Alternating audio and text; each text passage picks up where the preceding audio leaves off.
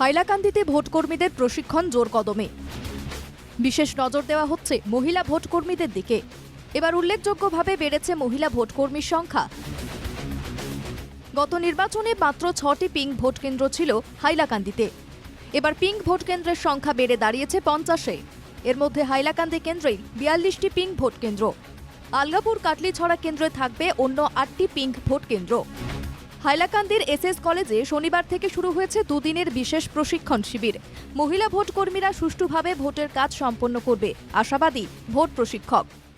We are very excited and we are hoping this time that most of the female members have been included, and we are very much excited and we are hoping very well that maybe this time these female leaders or these female representatives will represent our district in a very fair way, so that we can conduct our election in a very fair and honest way. And it's a symbol of women empowerment that they are coming forward and they are trying to handle the situation with their efficiency, with their effort and with their sincerity.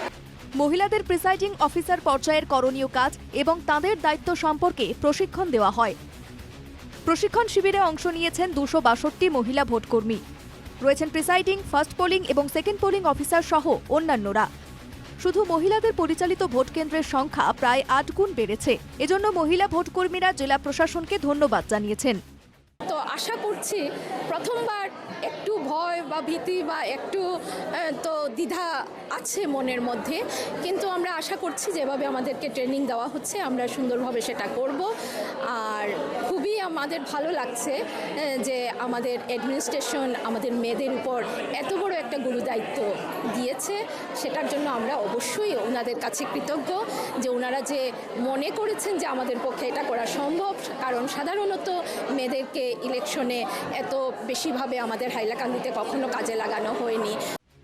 মেয়েরা vote কেন্দ্রের দায়িত্বে থাকলে সুষ্ঠু এবং শান্তিপূর্ণভাবে vote গ্রহণ প্রক্রিয়া সম্পন্ন হবে, এমনটাই আশা করছে সচেতন মহল। হাইলাকান্দি থেকে অমিতাভ শর্মার রিপোর্ট, NKTV বাংলা।